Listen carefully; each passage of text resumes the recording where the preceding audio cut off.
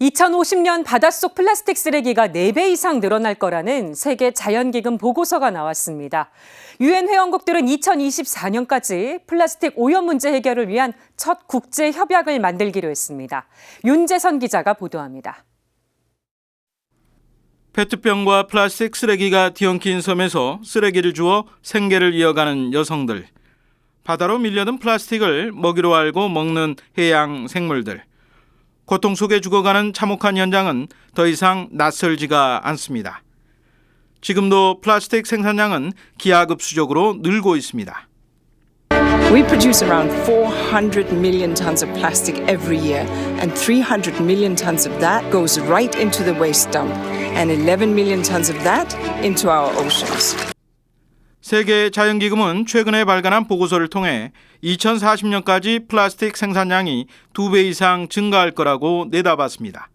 나아가 2050년에는 바닷속 플라스틱 쓰레기가 4배 이상 늘어날 걸로 전망했습니다.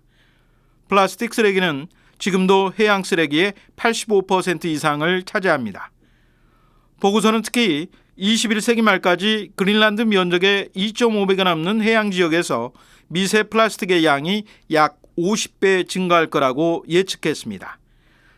미세 플라스틱은 해양 플라스틱 가운데 인간에게 가장 무섭고 공포스러운 물질입니다. 0.5mm 이하 크기의 미세 플라스틱은 사람의 눈으로 확인할 수 없습니다. 먹이사슬을 거친 플라스틱의 마지막 종착지는 결국 사람의 몸속입니다. 바다의 미세 플라스틱 농도가 현재보다 높아지면 생태적 위험 한계선을 넘을 거라는 게 세계 자연기금의 경고입니다. 이미 세계 여러 지역에서 플라스틱의 농도가 검출되었고 생태적 임계치를 넘으면 생물군 개체수 감소나 생물종 멸종 그리고 도미노 현상처럼 생태계에 다양한 악영향을 가져올 수 있다고 보고 있습니다. 실제로 지중해와 동중국해, 북극 해빙지역 등 오염이 집중되는 특정 지역은 이미 한계치를 초과해 생태적으로 회복이 불가능할 걸로 나타났습니다. 보고서에 따르면 서식지에서 플라스틱 오염으로 고통받고 있는 생물종만 2,100여 종에 이릅니다. 전체 바다새의 90%, 바다거북의 52%가 플라스틱을 섭취하고 있습니다.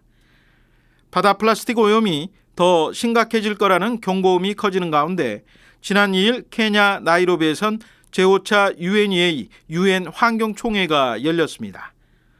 전체 유엔 회원국 가운데 163개 나라 관계자 2천여 명이 대면, 비대면으로 참여한 최고위급 환경회의였습니다.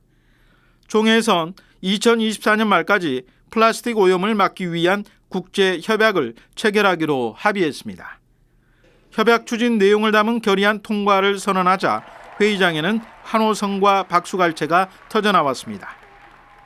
플라스틱 전 생애주기 관리를 다루는 법적 구속력이 있는 첫 국제협약 결의안이란 점에서 의미 있는 걸로 평가됩니다. 구속력을 가진 만큼 2024년 협약이 완성되면 플라스틱을 생산 판매하는 각국 대기업들에게도 제약이 따를 것으로 예상됩니다. 한국도 예외는 아닙니다. 플라스틱 오염을 멈추기 위한 탈플라스틱 사회로의 전환. 늦었지만 국제사회가 이제 그 첫걸음을 뗐습니다. CPBC 윤재선입니다.